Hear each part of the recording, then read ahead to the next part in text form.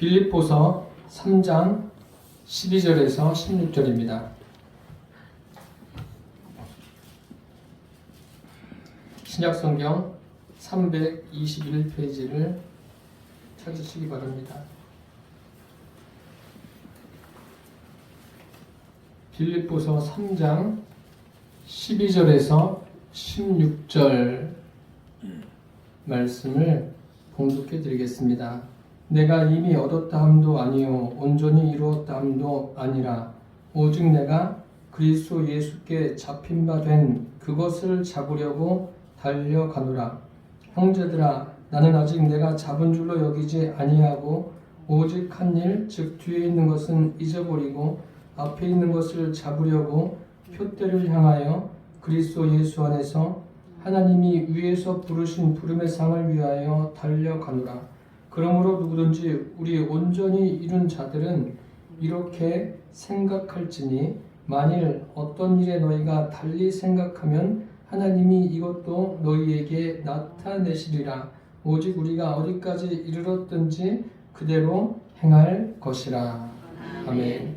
빌립보서 3장 12절에서 16절 말씀으로 목표가 분명한 사람, 이러한 제목으로 함께 은혜를 나누겠습니다. 사람들은 인생을 살면서 나름대로 삶의 목표가 있습니다. 우리가 2024년을 시작하면서 각 사람마다 가지고 있는 마음의 목표들이 있었을 것입니다. 그 소원이 내 마음속에서 작은 소원이라 할지라도 누구나가 작은 것을 또 큰 것을 나름대로 가지고 있습니다. 그러면 지금 한 해를 마무리하는 시점에서 나는 2024년을 어떻게 살아왔는지 여러분 한번 돌아보는 시간이 되기를 바랍니다. 첫째로 목표가 분명한 사람은 예수께 잡힌 바 된 것을 잡으려고 달려갑니다. 빌립보서는 사도 바울이 옥중에서 빌립보 교회에게 보낸 편지입니다. 2차 전도여행 때 빌립보에 가서 복음을 전하는데 그곳에는 회당도 없었어요. 심지어는 기도하는 처소조차 없었던 곳. 아무것도 없는 1차 전도여행 때와는 상황이 완전히 다른 그곳에 가서 복음을 전합니다.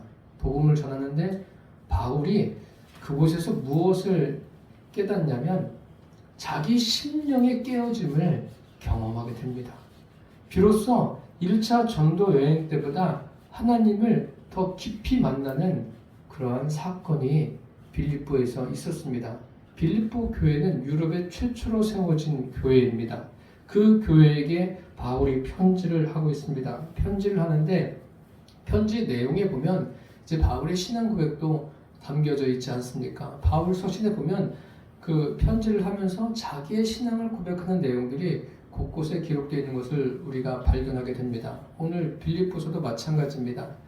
그러면서 그가 이런 말을 합니다. 내가 이미 얻었다 함도 아니요 온전히 이루었다 함도 아니라 오직 그리스도 예수께 잡힌 바 된 그것을 잡으려고 달려간다라고 말하고 있습니다. 바울의 믿음은 완료된 상태가 아닙니다. 계속 진행형입니다. 바울만 그러겠습니까? 저와 여러분도 마찬가지예요. 믿음이 계속 진행해 가는 거예요. 목사라고 해서 믿음이 딱 완성된 사람? 그런 사람은 없습니다. 그렇게 생각한다면 그것은 그 믿음을 잘못 생각하고 있는 것이죠. 계속 믿음은 자라가는 거예요. 성숙한 대로 나아가는 거예요. 바울도 마찬가지입니다. 바울은 자기 자신이 예수께 잡힌 바 되었다라는 것을 깨달았습니다. 잡혔다라는 것은 무슨 의미냐면 붙잡아 자신의 것으로 만들다. 바울은 자신이 예수님께서 자신을 예수님의 것으로 만든 것을 깨달았습니다. 강제적인 의미가 아니죠. 이것은 바울의 그 동의가 있는 거죠. 영접하는 자, 이 영접하는 자들, 예수님을 마음속에 주인으로 영접하는 거 아닙니까? 영접할 때는 뭐 살아계신 하나님이 능력이 있으시니까 그 사람의 마음을 뚫고 탁 들어오시는 게 아니에요. 본인의 의지를 가지고 들어오십시오. 영접하는 사건이 있어야 되는 거예요. 바울은 다메섹 도상에서 이미 주님을 만나면서 그러한 사건을 경험합니다. 그러면서 시간이 지나면서 내가 예수님께 붙잡힌 바 된 사람이구나. 예수님의 그 소유가 된 사람이구나. 이것을 경험하게 되는 거예요. 인생을 살면서 무엇에 붙잡혀 사느냐 하는 것은 매우 중요합니다. 요즘에 그 중독이라는 말을 많이 사용합니다. 중독이라는 것은 어떤 것을 지나치게 복용을 해가지고 그것이 없이는 그 정상적인 삶을 행동을 할 수가 없는 상태를 말합니다. 그래서 술에 중독된다, 마약에 중독된다, 또 여러 가지 중독이 얼마나 많습니까? 중독됐다는 것은 무엇입니까? 그것에 붙잡혀서 산다는 거예요. 그것에 붙들려서 인생을 살아가는 거예요. 결국은 세상에 붙들려서 인생을 살아가는 것 아닙니까? 심지어 요즘 그 매스컴에서 보면은 그 무속인들이 자주 등장합니다. 등장하는데 어떤 연애 프로를 보니까 무속인이 나와가지고 나는 무당 누구누구입니다 라고 소개하는데 그게 그렇게 자랑스러운가? 자랑스럽게 자기를 소개하더라고요. 미안하지만 여러분, 무당이라는 것, 무속인들은 뭐예요? 마귀에게 붙들린 사람들이에요. 마귀에게 붙들려서 사람들을 속이는 거예요. 어느 정도 속이느냐? 그 사람의 영혼을 송두리째 빼앗아 가지고 멸망길로 인도하는 게 무속인들이에요. 그렇기 때문에 장난 삼아서라도 점을 친다거나 그런 것은 절대로 하시면 안 됩니다.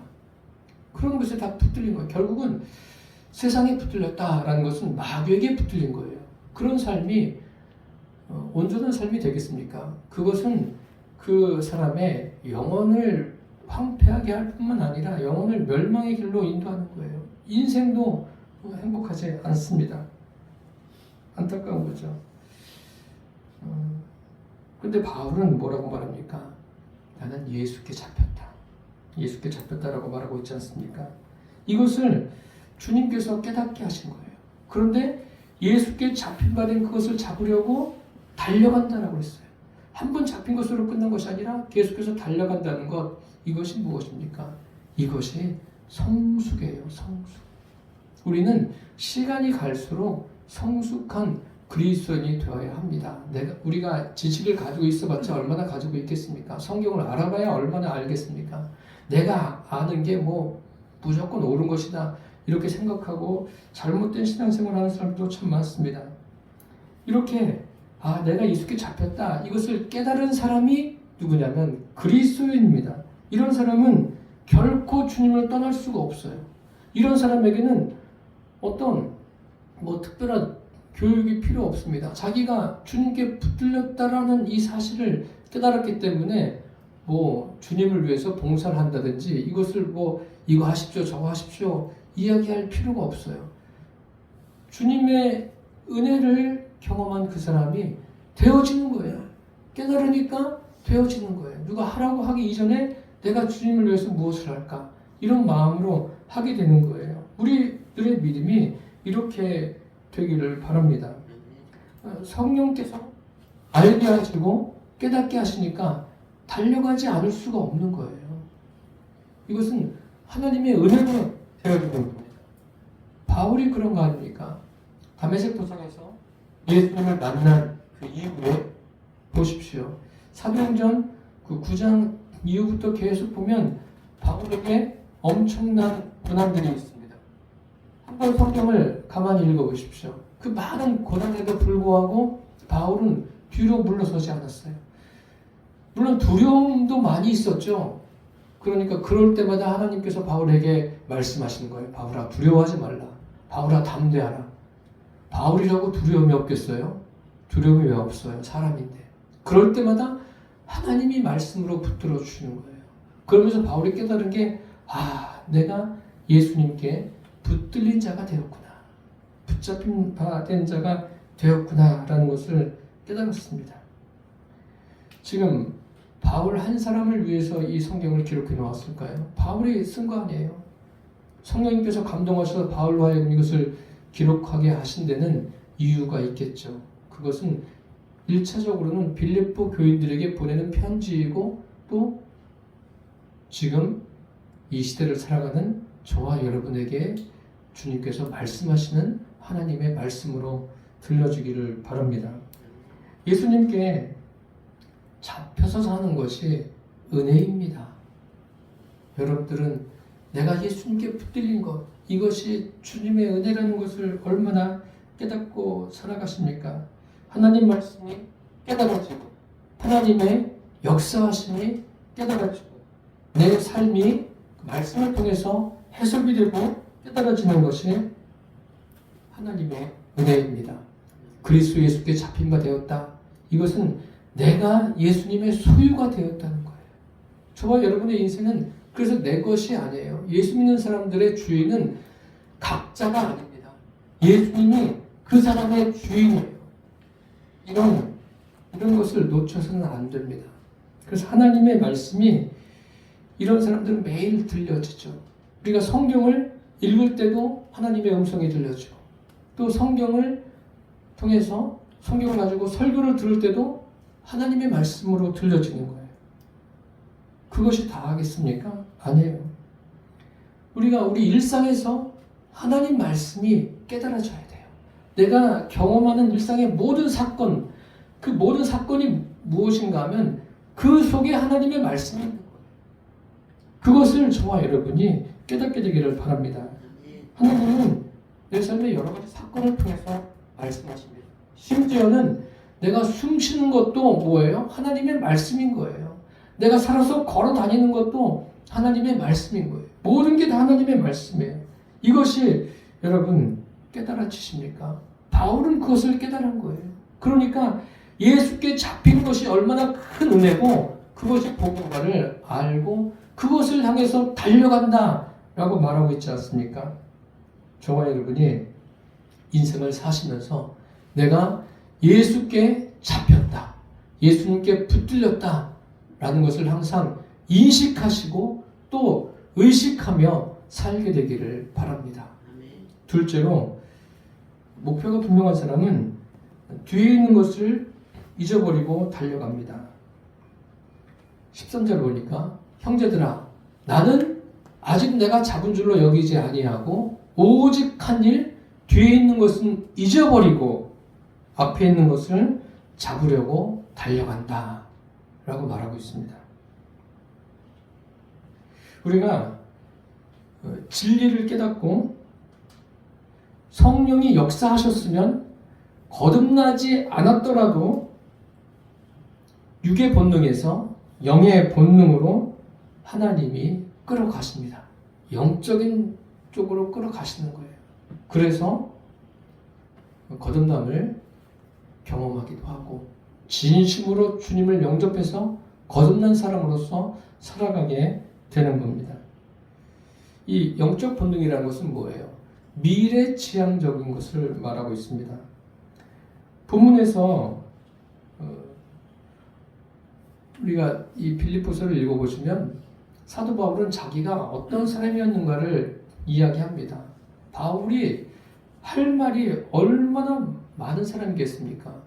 그의 그 배경을 봐도 그렇고 또 그가 여러 가지 한 일을 보세요. 사도행전을 보세요. 얼마나 다양한 일을 했습니까? 그런데 바울이 뭐라고 말합니까? 오직 한 일, 즉 뒤에 있는 것은 잊어버리고 라고 했어요. 오직 한 일, 뒤에 있는 것은 잊어버렸다라고 했어요. 잊어버렸다라는 것은 뭐예요? 어떤 의미냐면 더 이상 거기에 관심을 가지지 않는다는 거예요. 그런데 요즘에 텔레비전을 보면은 그런 프로들이 많이 있더라고요. 뭐 결혼에 대해서 또 가정에 문제가 있어서 그것에 대해서 상담해주는 프로들이 많은데 거기에 보니까 사람들이 어릴 때 자기 마음속에 상처받았던 이야기들을 굉장히 많이 해요. 그런 부분들은 사실 해결을 받아야죠. 해결을 받아야 되는데 그거 과거의 여러 가지 일들 때문에 상처를 받아서 현실을 사는데 어려움을 겪는다. 이런 분들이 너무나 많은 거예요. 그런데 그것을 완전히 해결해 줄 수 있는 분이 누구예요? 예수 그리스도이십니다.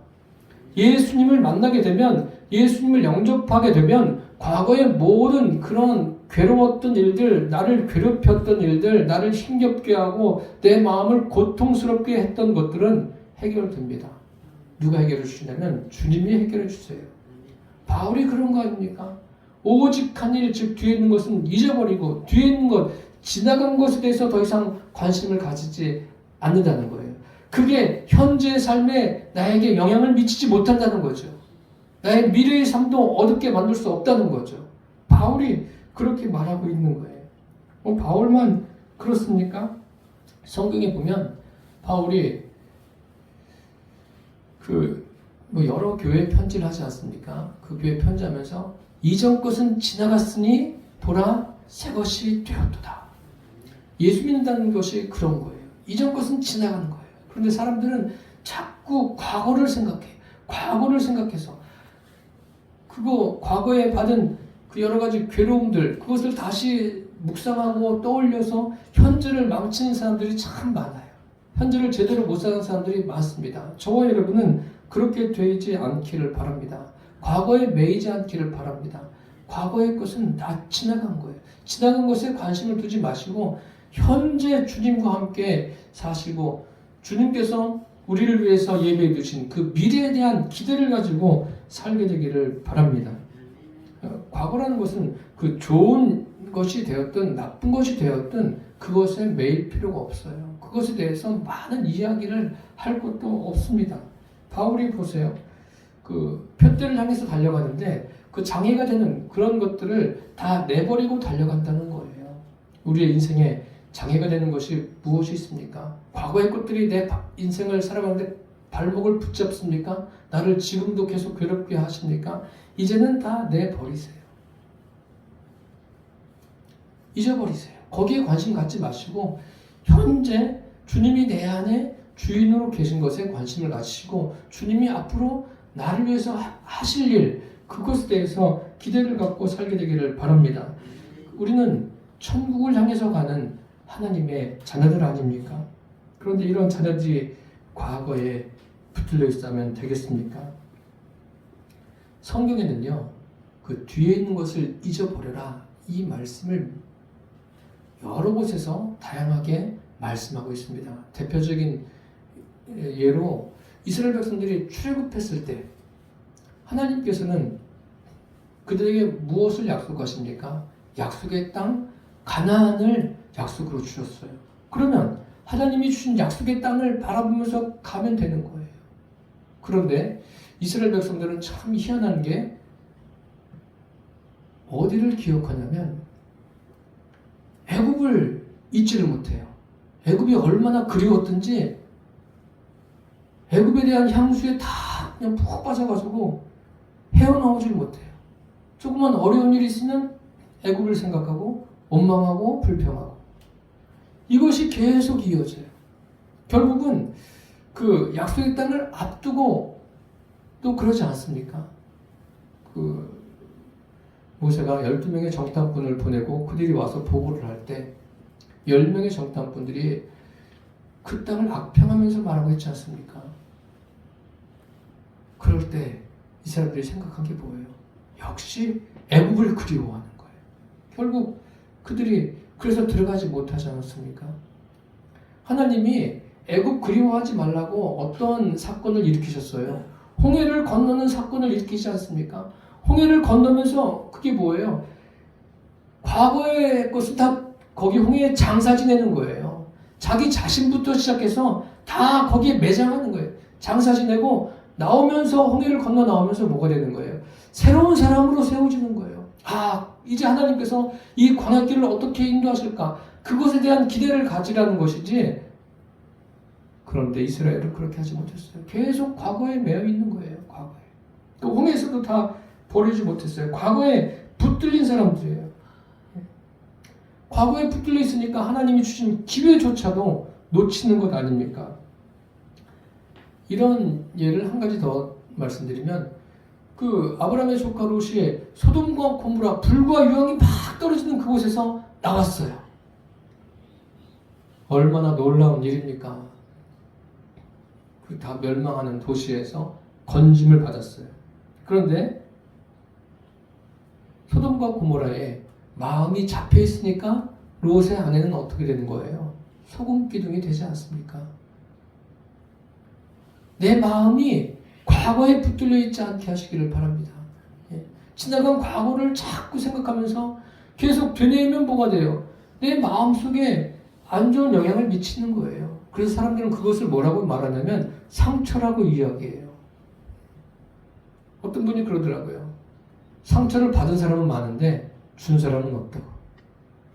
그럼 도대체 어디서 상처를 받는 건지 모르겠어요. 어쨌든 그런 것들이 내 마음에 상처가 돼서 나를 괴롭게 하는 그런 일들이 없기를 바랍니다. 여러분들은 과거 일에 막 매여가지고 그것 때문에 상처가 돼서 괴로움을 경험하는 그런 그리스도인이 되지 않기를 바랍니다. 우리는 그리스도인이에요. 이 땅에 소망을 둔 사람이 아닙니다. 천국의 시민권이에요. 그 시민권을 가지고 천국을 향해서 가는 사람들입니다. 당당하게 인생을 살게 되기를 바랍니다. 어려움이 없는 사람이 어디 있겠습니까? 어려움이 있어도 그것을 주님께 올려드리고 또 주님께서 이것을 통해서 나를 어떻게 하실까? 왜 나에게 이러한 일들을 겪게 하실까? 주님과의 관계 속에서 그것을 해결을 받게 되기를 바랍니다. 바울도 그런 거 아니에요? 자기 육체의 가시 그것 때문에 주님께 기도했을 때 무엇을 깨닫습니까? 내 은혜가 내게 족하다. 아, 내가 연약할 때 강함을 주시는구나. 오히려 더 강하게 사역을 하지 않습니까? 바울만 그런 것을 깨달으라고 성경을 기록해 놓았습니까? 아니에요. 저와 여러분도 그대로 그것을 적용하고 누리며 살게 되기를 바랍니다. 쟁기를 잡고 뒤를 돌아보는 자는 하나님 나라에 합당치 않다라고 했어요. 여러분 오직 앞만 보고 달려가세요. 뒤에 있는 것은 잊어버리세요. 앞만 보고 달려가라는 것은 뭐예요? 다른 의미가 아니라 오직 살아계신 주님께 집중하라는 거예요. 그분은 실제로 계세요. 실제로 역사하시는 분이십니다. 그분과 함께 우리 각 사람에게 아니 나에게 주어진 인생을 살아내시기를 바랍니다. 끝으로 하나님이 부르신 부름의 상을 위하여 달려갑니다. 바울이 표대를 향하여 그리스도 예수 안에서 하나님이 위해서 부르신 부름의 상을 위해서 달려간다라고 했습니다. 복음은 천국 복음입니다. 세상 복음은 없습니다. 우리가 가지고 있는 복음이 천국 복음이에요. 그런데 이것이 천국 복음이 되지 못하는 이유는 다른 데 있는 것이 아니라 우리의 믿음과 관계가 있습니다. 제가 설교한 바가 있는 본문 그 마태복음 6장에 보면 너희는 먼저 그의 나라와 그의 일을 구하라. 그리하면 이 모든 것을 너희에게 더하시리라. 먼저 주님을 섬기는 것 그리고 성숙해지는 것 거기에 관심을 가지고 살아가십시오. 그렇게 살아간다면 일상은 주님이 책임져 주십니다. 우리가 살아가게 하셔요. 내가 어떤 질병으로 고통을 당하든 먼저 그의 나라와 그의 일을 구하면 그것도 주님이 감당하게 하시는 거예요. 모든 것을 주님이 주관하고 계시지 않습니까? 그런 이 말씀에 대한 기대를 가지고 살게 되기를 바랍니다. 인생에서 가장 중요한 것은 우리가 구원받는 거예요. 그리고 구원받은 그리스도인들에게 중요한 것은 점점 시간이 갈수록 성숙해지는 거예요. 말로만 성숙해지는 것이 아니라 실제로 그 성숙이 내 삶에 나타내야 돼요. 머릿속으로 알고 있는 건 여러분 다 알고 계시잖아요. 알고 있는 것보다 더 중요한 것은 내 삶에 그렇게 진행되어지는 거예요. 사도 바울을 보십시오. 바울은 하나님이 위에서 부르신 부름의 상을 위하여 달려간다고 했어요. 하나님이 위에서 부르셨다. 하나님이 초대하신 거예요. 하나님의 초대에 관심을 갖고 있는 거예요. 그러니까 이 땅에서 겪는 고난에 대해서 그렇게 큰 의미를 두지 않습니다. 오히려 그 고난을 통해서 바울은 주님과 더 친밀해지는 거예요. 인생은 고난을 위해서 난 거예요. 이것은 뭐 막을 길이 없습니다. 이게 진리예요. 이 고난을 통해서 주님이 하시고자 하는 게 뭐예요? 주님께로 오라는 거예요. 그래서 인생에는 고난이 필요합니다. 고난이 필요해요. 여러분, 저나 여러분이나 참 각자가 겪는 고난이 다르죠. 달라요. 다른데 그 고난을 통해서 주님이 말씀하시고자 하는 게 있어요. 예수 믿지 않는 사람들에게 고난을 주시는 것은 돌아오라는 거죠. 고난을 통해서. 예수 믿는 사람들에게 고난을 주시는 것은 성숙을 위해서 주시는 거예요. 그런데 우리는 주님 고난이 없어지게 해주세요. 없으면 좋겠죠. 없으면 좋은데 그것을 없애주시는 분은 주님이세요. 아, 됐다. 주님이 뭐 원하시면 다 하실 수 있는 거 아닙니까? 바울이 그 부름의 상, 주님의 초대하심에 기대를 갖고 살았어요. 자기를 초대하신 분이 누구인가를 분명하게 알지 않습니까, 바울이? 자기를 초대하신 분이 누구예요? 온 우주 만물을 창조하시고 이 온 우주 만물을 다스리시는 분이 자기를 초대한 거예요. 그러니 바울이 기대가 안 생기겠어요? 달려가지 않겠어요? 우리의 믿음도 이렇게 되기를 바랍니다. 누가 뭐 어떤 것을 시켜서 막 성경 공부를 해가지고 믿음이 잘할 수는 있죠. 어느 정도 잘할 수는 있는데 어떤 무엇을 통해서 잘하는 것이 아니라 우리 각자가 주님을 만나야 돼요. 그분이 말씀하시는 것을 각자가 깨달아야 돼요. 성령께서 깨닫게 하심을 통해서 깨달아야 우리의 믿음도 잘할 수가 있습니다. 그리고 오늘 15절에 보니까 그러므로 누구든지 우리 온전히 이룬 자들은 이렇게 생각할지니 만일 어떤 일에 너희가 달리 생각하면 하나님이 이것도 너희에게 나타내시리라. 여기 생각하라고 그랬어요. 생각하라. 이 생각하라는 것은 영적으로 생각하라는 거예요. 바울이 생각하라고 했죠. 바울이 이 편지를 쓰면서 성령의 감동하심을 입어서 옥중에서, 바울도 옥중에 있는 거예요. 옥중에서 지금 이런 말들을 하고 있는 것을 보세요. 옥중에서 얼마나 괴롭겠어요. 자기도 괴로운데 다른 사람에게 하나님의 말씀을 전하고 있어요. 전하는데 거기에 우울함이 없어요. 거기에는 밝은 빛이 있는 거예요. 빌립보 교인들에게 빛을 전해주고 있습니다. 그러면서 생각하라고 해요. 여러분, 이 생각하라는 것이 영적으로 생각하라는 거예요. 그런데 생각하라는 단어가 2번 나오죠. 그런데 그 중간에 보면 너희가 달리 생각하면 하나님이 이것도 너희에게 나타내시리라. 이게 무슨 의미죠? 달리 생각한다는 것은 혹여라도 우리가 생각하는 것에 있어서 빌립보 교인들이 생각하는 것에 있어서 조금 영적으로 생각해야 되는데 육신적으로 생각하는 것, 그런 것들이 있으면 하나님이 깨닫게 하신다는 거예요. 하나님이. 여러분들도 인생을 살면서 항상 영적인 생각만 합니까? 육적인 생각도 하죠. 그런데 그것을 누가 일하십니까? 하나님이 깨닫게 하십니다. 그래서 바울이 원하는 것은 뭐예요? 자기가 가지고 있는 영적인 생각과 빌립보 교인들이 가지고 있는 영적인 생각과 일치하기를 원하는 거예요. 저와 여러분의 영적인 생각도 갖게 되기를 바랍니다. 그 영적인 생각이 뭐예요? 오직 주님으로 되어지는 그러한 삶. 주님이 내 삶의 주인 되시고 그분이 주인 되심을 날마다 의식하며 그분과 삶을 살아내는 거예요. 내가 열심히 노력하고 내 의지로 살아가는 삶이 아니라 성령의 능력으로 하나님의 말씀으로 사라지는 그러한 삶이 되시기를 바랍니다. 그 영적으로 생각해야지 내 기준, 내 생각, 내 감정이 기준이 되어서는 안 됩니다.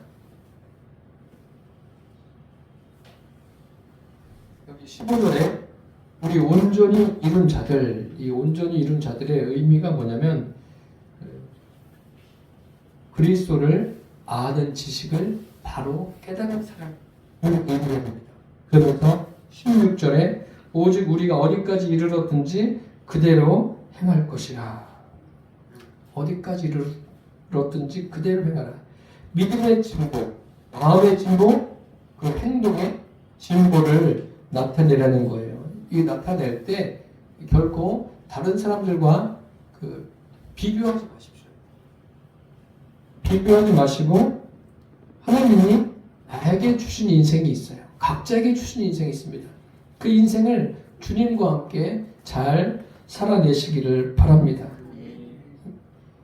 그리고 바울은 이 달려간다라는 표현을 하고 있지 않습니까? 이 달려간다라는 것은 적극적인 의미가 있는데 한눈 팔지 않고 오직 주님께 집중하며 간다는 거예요.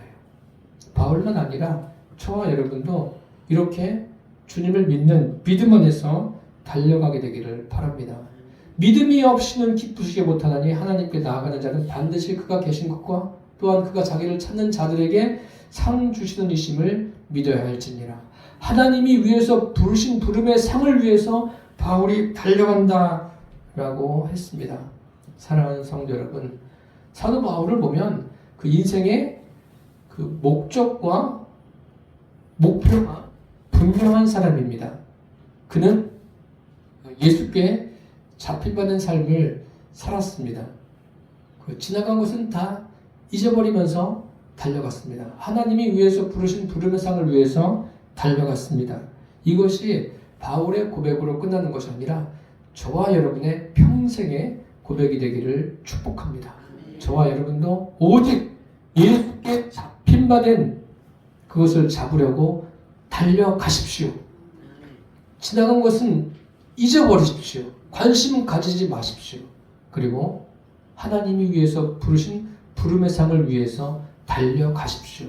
그래서 저와 여러분의 삶이 매일같이 이 분명한 목표와 목적을 통해서 주님 주시는 그 은혜를 풍족하게 누리고 전하게 되기를 축원합니다. 기도하겠습니다. 살아계신 주님, 분명한 목표를 가지고 사는 사람이 어떤 사람인가 함께 나누었습니다. 예수님께 붙잡힌 바 되고 오직 한 일, 뒤에 있는 것은 잊어버리고 하나님이 위해서 부르신 부름의 상을 위해 달려가는 사람입니다.